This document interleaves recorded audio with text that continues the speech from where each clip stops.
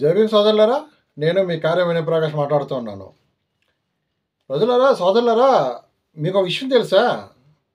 తెలంగాణ రాష్ట్ర ముఖ్యమంత్రి రేవంత్ రెడ్డి గజ గజ గజ వణికిపోతూ, భయపడుతూ ఎక్కడెక్కడో దాక్కుంటున్నాడని తెలిసింది మీకు.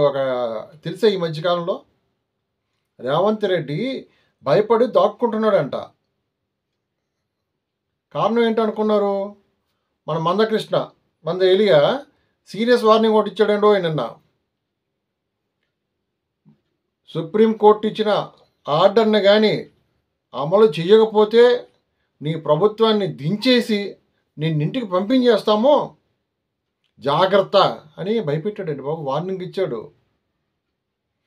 దెబ్బకి రేవంత్ రెడ్డి గజ గజ గజ గజ భయపడిపోతూ ఎక్కడెక్కడెక్కడ తిరిగి ఆ పదవి కాపాడుకోవడానికి ప్రయత్నం చేస్తూ ఉన్నాడంట. అదే అండి సంగతి.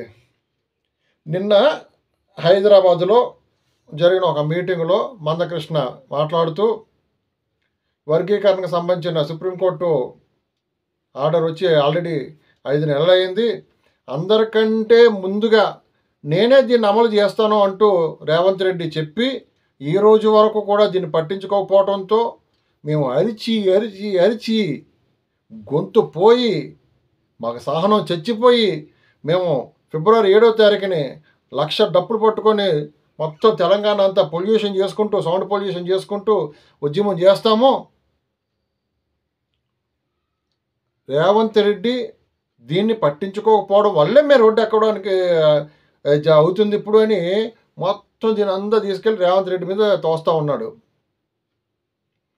ఈయనకి తెలియంది ఏతావాత ఏంటంటే మాధవకృష్ణకి తెలుసు, కానీ 2 కారణాలు కనబడుతున్నాయి ఇందులో.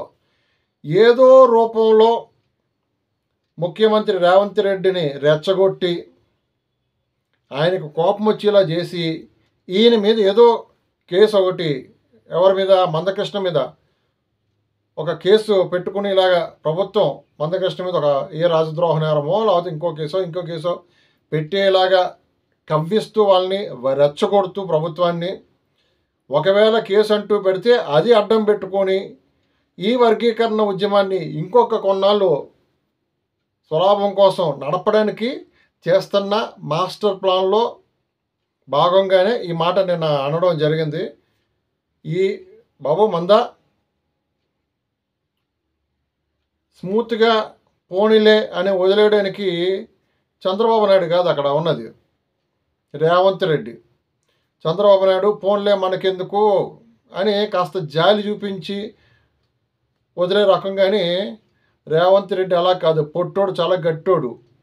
కొట్టే తట్టుకోలేరు, తొక్కి పెట్టి నార తీస్తాడు. నిన్నగాక మొన్నే గద్దర్కి సంబంధించి బీజేపీ వాళ్ళు కామెంట్ చేస్తే ఎవడో గుట్కా ఉన్నాడు కదా, ఎవరు మన బండి సంజయ్, గద్దర్కి అవార్డులు ఎందుకు ఇస్తారు అని ఒక కాంట్రవర్సరీ కామెంట్ చేసేటప్పటికి గద్దర్ తాలూకా జయంతి కార్యక్రమంలో ముఖ్యమంత్రి రేవంత్ రెడ్డి మాట్లాడుతూ బిడ్డ, గద్దర్ గురించి మరొకసారి కానీ మీరు మాట్లాడారంటే మీ ఆఫీసులో ఉన్న ఏరియాకి, ఆ గల్లీకి గద్దర్ పేరు పెడతాను నేను.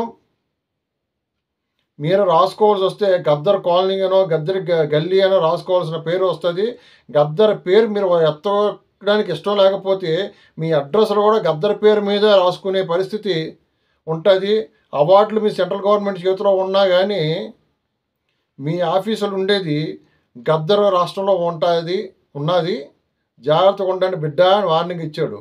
మనం ఎక్స్ట్రా చేసాం అనుకో, మందన్న పొట్టడు లాగిపెట్టి కొడితే మనం మళ్ళీ లేవటం ఉండదు. ఈ 30 సంవత్సరాల తాలూకా ఉద్యమం ఒక ఎత్తు, ఈ రేవంత్తో పెట్టుకున్నది ఒక ఎత్తు. కొంచెం అంటే కన్నింగ్ నేచర్ కాబట్టి ఏదో రూపంలో ఈ ఉద్యమాన్ని మరి కొన్నాళ్ళు సాగించడానికి ఎత్తుగడలో చేస్తున్నది కాబట్టి నీ ప్లానింగ్ కొంతమందికి అర్థమవుతుంది, కొంతమందికి అర్థం కావట్లేదు. ఏదేమైనా నువ్వు రెచ్చగొట్టడం అన్నది చాలా తప్పు. ఏమైనా చేయాలనుకుంటే శాంతియుతంగా చేసుకోండి. ఎలాగా తొక్కలేదు, మీరు సౌండ్ పొల్యూషన్ స్టార్ట్ చేస్తున్నారు కదా. ఇప్పటికే చెప్తున్నాం, ఒరే నాయన చదువుకోండిరా నాయన, నీ జాతి మన పిల్లలకి నేర్పించు. మొన్నెప్పుడు ఇంత చిన్న పిల్లోడికి డప్పిచ్చి కొట్టిస్తున్నావు ఎందుకబ్బా? చేతులు పుస్తకం పెట్టు, స్కూల్కి వెళ్ళమను, స్టూడెంట్స్ని కాలేజీకి వెళ్ళమను, చదువుకోమని చెప్పు.